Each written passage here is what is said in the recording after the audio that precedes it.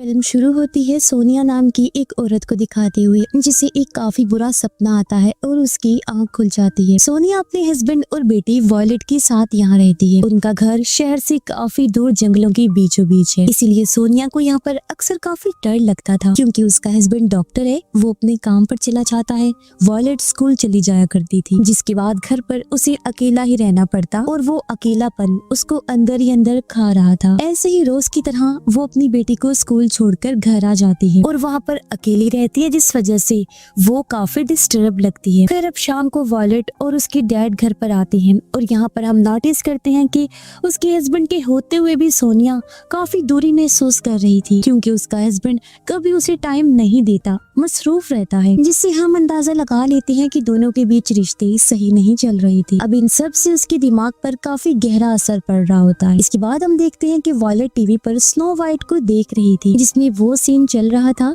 जब विच यानी कि चुड़ैल स्नो वाइट को जबरदस्ती जहरीला सेब खिला रही होती है। फिर अब खाना खाने के बाद सोनिया वॉयलेट को सुलाने के लिए ले जाती है, जहाँ पर वॉयलेट उसे ये कह देती है कि मैं चाहती हूँ ईवा मेरे पास आज रात सोए, लेकिन सोनिया को समझ में ही नहीं आता कि ईवा कौन है। तो वॉयलेट उसको ये बताती है कि ईवा असल में उसके बिस्तर के नीचे पड़ी हुई डॉल है। अब बिस्तर के नीचे देखने पर सोनिया को एक डॉल मिल जाती है, जो उसे एक औरत ने दी थी। ये सुनकर सोनिया उसे कहती है कि तुम्हें अजनबियों से कोई भी तोहफा नहीं लेना चाहिए, जो कहकर वो डॉल को अपने साथ ले जाती। अब सोनिया की माँ को उसे देखते ही पता चल जाता है कि वो यहाँ खुश नहीं है। जब सोनिया उसे बताती है कि मुझे ऐसा लगता है जैसे इस घर में कुछ तो बहुत बुरा है, तब उसकी माँ उसे समझाती है कि सब ठीक हो जाएगा, टेंशन लेने वाली कोई बात नहीं है। अब सोनिया को उदास देखकर उसका हस्बैंड पूछता है कि आखिर उसे हुआ क्या है। वो उसे सब कुछ बता सकती है, लेकिन सोनिया उसको कुछ भी नहीं बताती और उल्टा उस पर चिढ़ जाती है। फिर जब वो नहा रही थी तो उसे एक सपना आता है, जिसमें वो फ्लावर से भरी हुई एक खुली जगह पर थी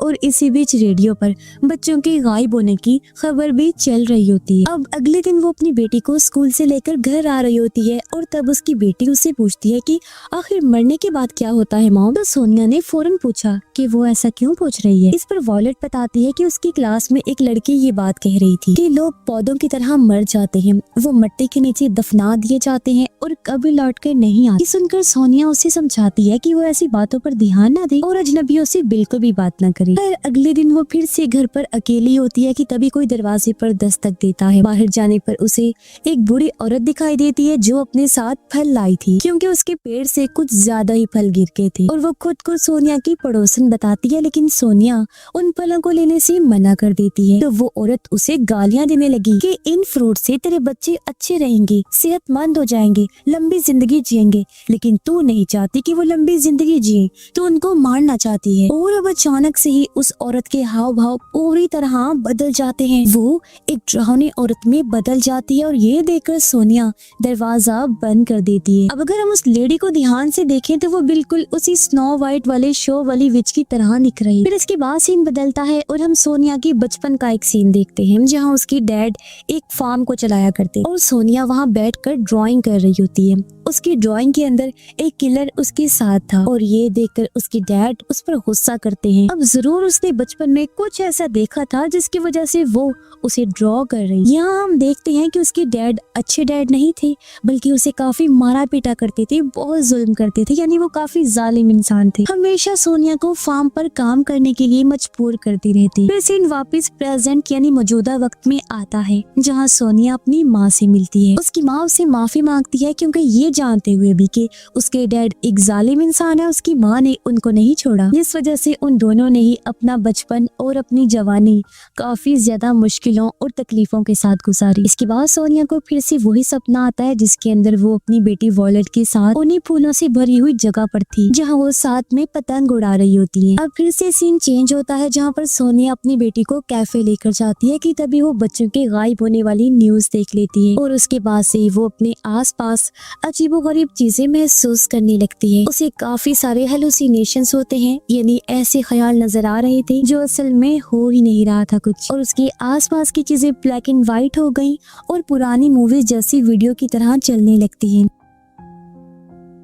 अब इसी बीच वॉयलेट भी गायब हो जाती है और वो उसे ढूंढने बाहर निकलती है, जहाँ उसे एक आइसक्रीम वैन दिखाई दी और एक आदमी बच्चों को कटी हुई उंगलियां खिला रहा था और वहीं पर वॉयलेट भी थी। लेकिन ये सब उसका वहम होता है। पर अब रात में वो घर पर होते हैं, जहाँ पर वॉयलेट टीवी देख रही। तब सोनिया उसे पास बुलाती है और कहने लगी कि चाहे कुछ भी हो जाए, मैं तुम्हें कुछ भी नहीं होने दूंगी। अब अगले सीन में सोनिया का हस्बैंड उसे और वॉयलेट को फिशिंग करवाने के लिए बाहर लेकर जाता है। लेकिन हम ये नोटिस कर पाते हैं कि वॉयलेट अपने बाप के ज्यादा करीब नहीं थी, वो अपनी माँ के साथ ही पेंटिंग बनाती है। इसके बाद दोनों घर वापिस आ जाते हैं, जहाँ पर वॉयलेट अपनी माँ को अपनी ग्राफ्टिंग भी दिखाती है, जो थोड़ी सी अजीब सी थी, डरावनी सी थी। साथ ही उसके पास एक विच की डॉल भी होती है और ये वही विच है जो फल देने आई थी। ये सुनकर सोनिया समझ जाती है कि ये उसी दिन वाली लेडी के बारे में बात कर रही है। अब अगले दिन सोनिया अपनी बेटी को स्कूल छोड़ने जा रही होती है। तभी वो रोड किनारे एक पेंटर को नोटिस करती है, जो अक्सर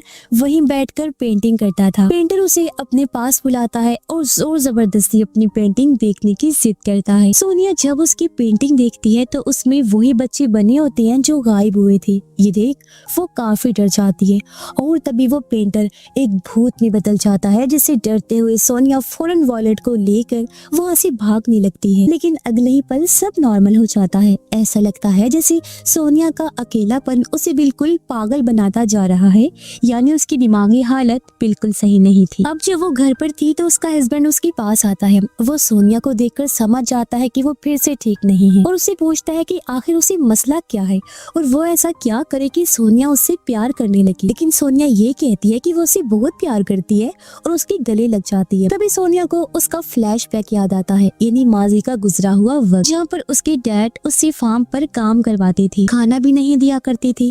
और फिर एक दिन उसके डैड एक बकरी को चाकू से मार देते हैं ताकि उसकी कुर्बानी दे सके। अब ये सब सोनिया देख रही थी और वहाँ से डर कर भागने लगती है, लेकिन तभी उसके डैड उसे पकड़ लेते हैं और सीन दोबारा से प्रेजेंट में आ जाता है, जहाँ फिर से पहले जैसा माहौल शुरू हो गया था। वही उसके हस्बैंड का काम पर जाना, वॉयलेट का स्कूल जाना और सोनिया का घर में अकेला रहना। फिर तभी दरवाजे पर एक प्लम्बर आता है जो घर की फिटिंग्स को चेक करने आया था।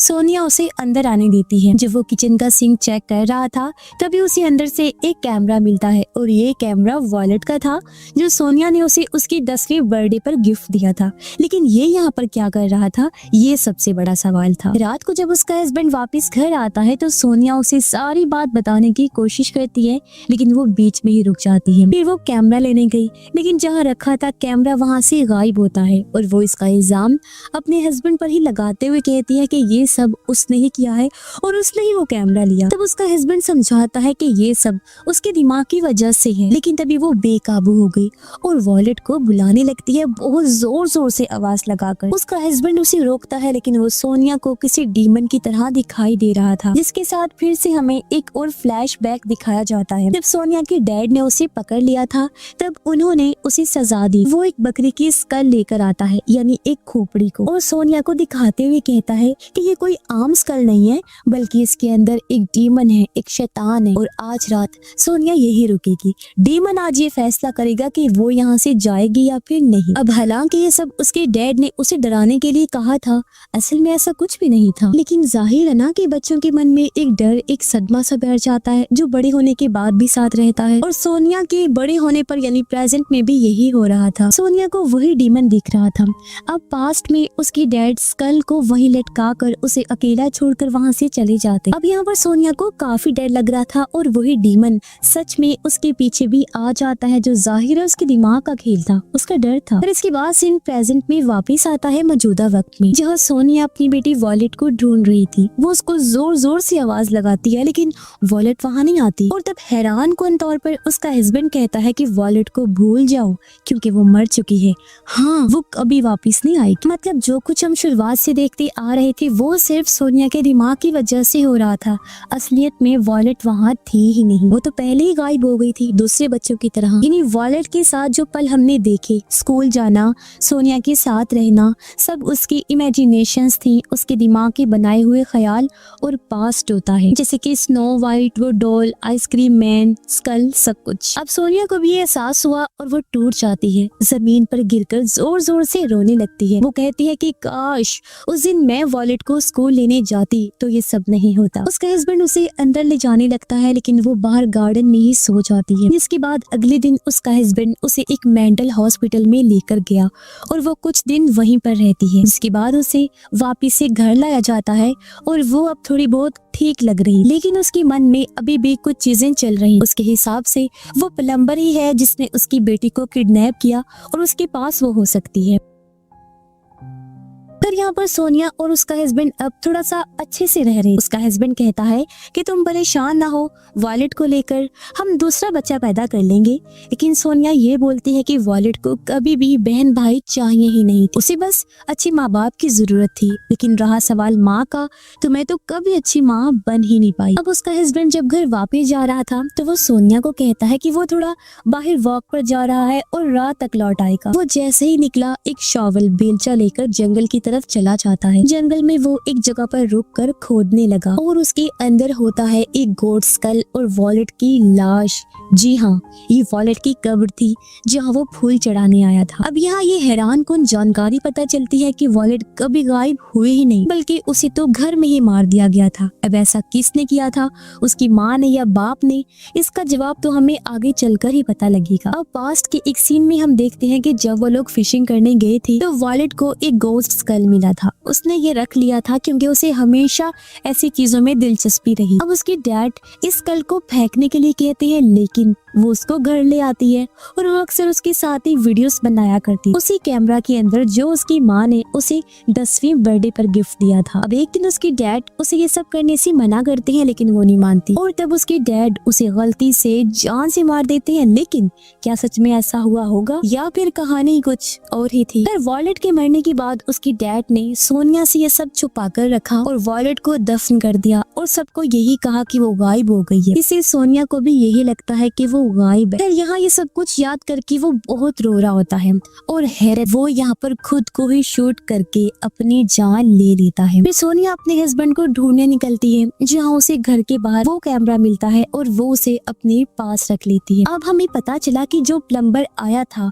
वो दरअसल सोनिया का हस्बैंड था जो अपना भेस बदल कर आया था ताकि कैमरा ले सके, क्योंकि इस कैमरा के अंदर कोई ऐसा राज दफन हो रखा था जिसको शायद से सोनिया बर्दाश्त नहीं कर पाती। अब कुछ देर के बाद उसे अपने हस्बैंड के साथ उसकी बेटी की कब्र भी मिल जाती है, जिसको देखकर वो बहुत रोती है। उसे समझ भी नहीं आ रहा था कि वो आखिर क्या करे और तब पुलिस टीम वहाँ पर आती है और सोनिया भी वहीं पर बैठी रहती है। वो अपनी बेटी की कैमरा को चेक करती है और तब यहाँ सबसे बड़ा राज खुलता है जिससे आप भी हैरान हो जाएंगे।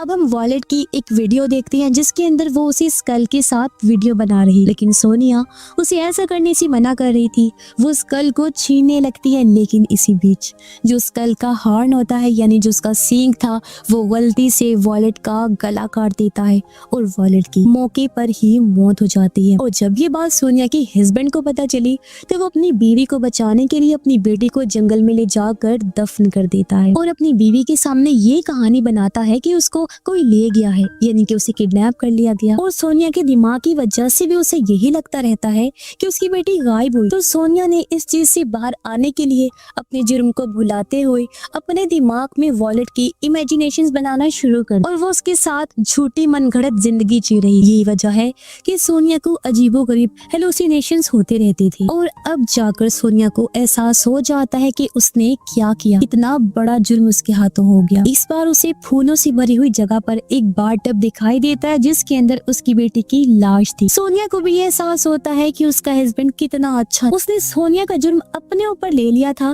ताकि सोनिया को कभी कोई तकलीफ ना पहुंचे और ना ही उसे कभी कुछ पता चले। साथ ही यहाँ सोनिया के साथ उसके बचपन के बुरे पास्ट का भी दुख और सदमा था। यही वजह है कि उसे अपने डैड के ख्याल भी आते रहते थे जो उस पर बहुत जुल्म करते और ये सब चीजें मिलकर उसे पागल बना रही थी।